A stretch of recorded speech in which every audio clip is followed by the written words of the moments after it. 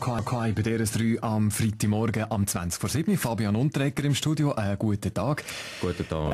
Hat sich gerade darüber beklagt, dass er kein Glas können essen gestern in Zürich, weil alles gesperrt war wegen dem Zürich Filmfestival. Grausam. Ja, du hast gesehen, der John Travolta mit der Frisur, die kein ist, wir haben ihn bei uns auf Facebook gestellt. Das ist also einfach ein schwarzer Kopf oben durch. Das ist eine schwarze Kopfplatte zum Auftun. Ja, oder zum Aufkleben. Also, hast du mal ein Haus von aussen angemalt, die Farbe, die du nicht mehr wegbringst, wenn es regnet. So schön glatt. Das Total praktisch, aber ich frage mich, ob das stinkt oder schmeckt oder duftet. Auf jeden Fall muss das Zürich Filmfestival die Stars noch einladen. Wir haben den Fabian Unterreger, der das alles in sich vereint. Zum Glück ist Freitag. Mit dem Fabian Unterreger. Ja, was haben wir gehabt diese Woche? Im Bundeshaus ist über die Schweizer Agrarreform abgestimmt worden. Es gibt neue mehr Direktzahlungen für Bio, für die Erhaltung von der Kulturlandschaft. Oder konkret gesagt, für Schweizer Bauern gibt es jetzt neu Geld, wenn der Hof schön aufgeräumt und rausgepützelt ist. Zur Freude natürlich von unserem Vorzeigebauer und Ex-Mister Schweiz Renzo Blumenthal. Ratata und Jüdehoi.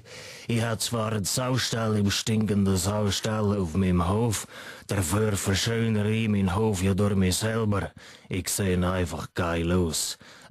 Wo komme ich jetzt der Kohlen über? Schön wär's, Renzo. Es gibt für ihn, für den Renzo, genauso wenig Direktzahlungen wie zum Beispiel auch für einen Roger Federer. Ja, aber meine, warum bekomme ich eigentlich gar nicht, oder? Mir stinkt das, oder? Schliesslich bin ich als Rasenspezialist das beste Aushängeschild für die Schweizer Landwirtschaft. Mir kann manchmal eine Kuh oder wahlweise ein Huhn, oder? Und der Nadal ein Stier und der Djokovic ein Sauhund. Das ist doch genug Landwirtschaft, oder? Das Einzige, was eigentlich auf dem Feld noch fehlt, ist ein Güllewagen.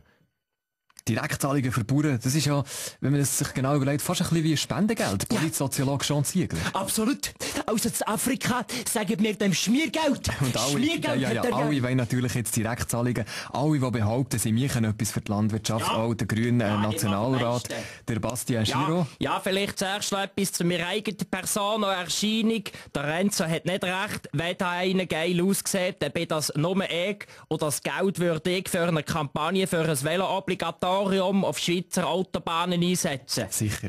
Und was die Francignogi jetzt an dieser Stelle hier in der Sendung will, weiss ich auch noch nicht genau. Direktzahlungen will ich. Der Fleur-Ast ist weg von mir. Das ist doch eine Verschönerung, oder?